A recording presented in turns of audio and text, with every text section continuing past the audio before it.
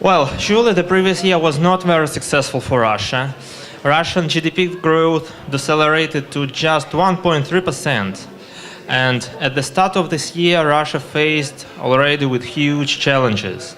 First, accelerated capital flight. Second, tightened monetary conditions due to financial markets volatility and rate hikes by the Central Bank of Russia.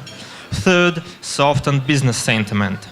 Obviously, all of these result from higher geopolitical tensions and worsened perspective of emerging markets world just at the start of the year.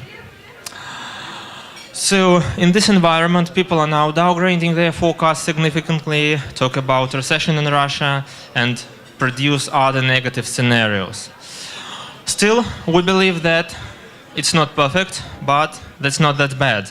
And we believe that Russian GDP growth this year might not be less than it's been in the previous year. So we forecast 1.6%. I would like to outline the main points of our forecast. Well, first, we assume that a compromise solution on Ukraine would be found sooner or later. Second, we point out next 4 points. First, the end of the stocking. Second, fairly strong consumption demand.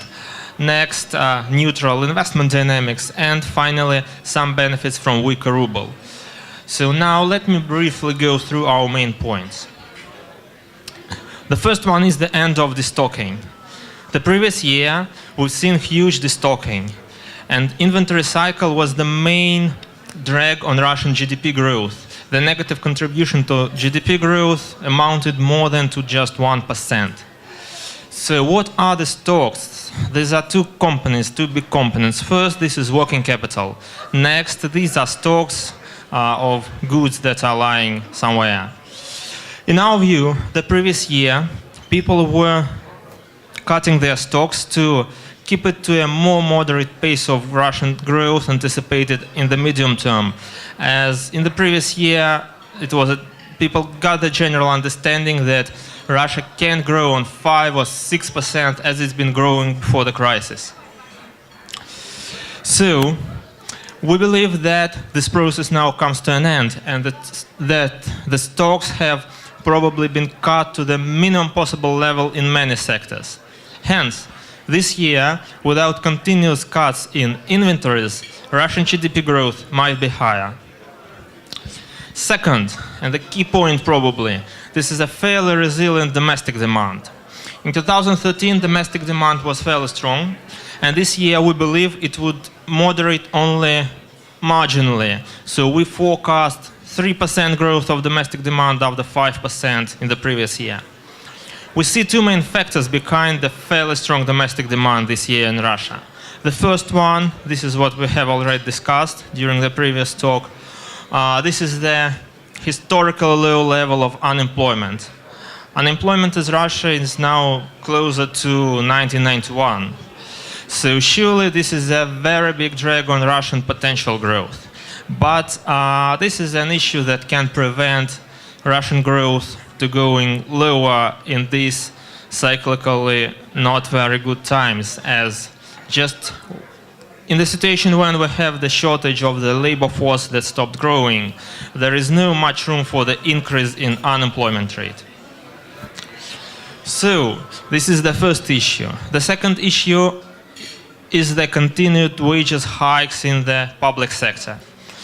As you see, there's a graph just with two lines. The red line represents wages growth in public sector, the black one wages growth in private sector. And you see that after the May 2012 elections, Russian private sector wages growth is outpacing considerably private sector wages growth. So we forecast that this trend will continue through this year, and this would also be the second factor that would support domestic demand in Russia.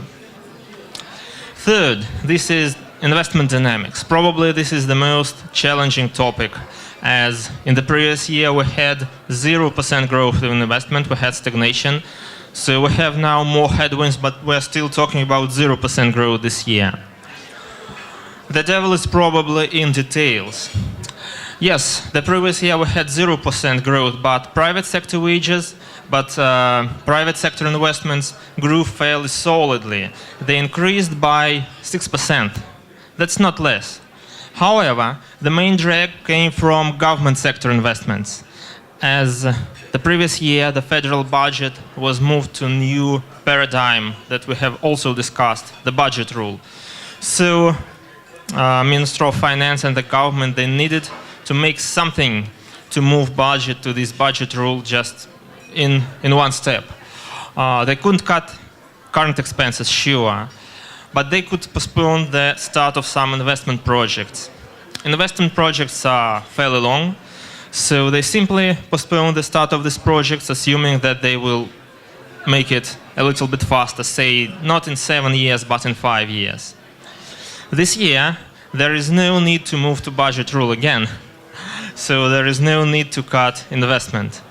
Hence, even if we safely assume that private sector investment growth would slow down considerably from 6% to 0% growth, it still gives us a good hope to anticipate a 0% growth of total capital expenditure in Russia this year. Finally, the last point is weaker exchange rate. Surely we've seen the very fast pace of ruble depreciation of the start of the year, and this fast pace it came as a kind of shock for Russian economy and had some negative consequences. But probably in general, weaker exchange rate provide more gains than pains for Russia, and we try to focus now on some of the gains. First, obviously, this is lower import growth this year, which means that the boost from net exports for GDP growth this year would be higher. Second, weaker ruble would provide a support for federal budget in Russia. This would give the federal budget room, to finance all the new expenses related to Crimea project without cutting other expenses. Finally, it would support particular export sectors. Hence, with all of that, we see Russian GDP growth at 1.6% this year, which compares with just 1.3% growth. Sure, this is very low for Russian economy that in our view can grow higher than at 3% pace in the medium term, if situation would not turn into red. So, just two things to finalize the whole macro picture, a few words about ruble and inflation. For ruble, we forecast the exchange rate at 35.50 at the end of the year.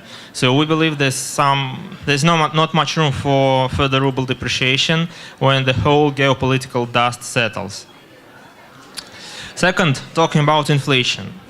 We should mind that inflation this month accelerated by approximately 1%, that's much, and the main driver of inflation acceleration was the currency weakness. However, we want to point out that the pass-through effect from exchange rate to inflation decreased considerably in recent years, probably in 3 times. So now it accounts on approximately 10%.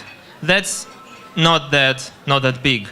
And we hope that this would not damage the whole inflation story this year.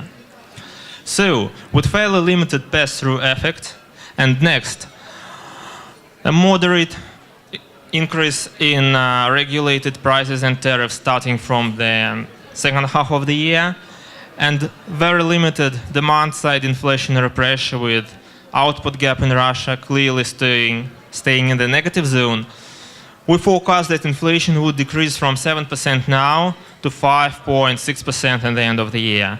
This is still higher than the central bank target of 5%, but still, we hope that there is no room for Russia to return to double-digit inflation levels that we've seen, prior to the recent years. Thank you.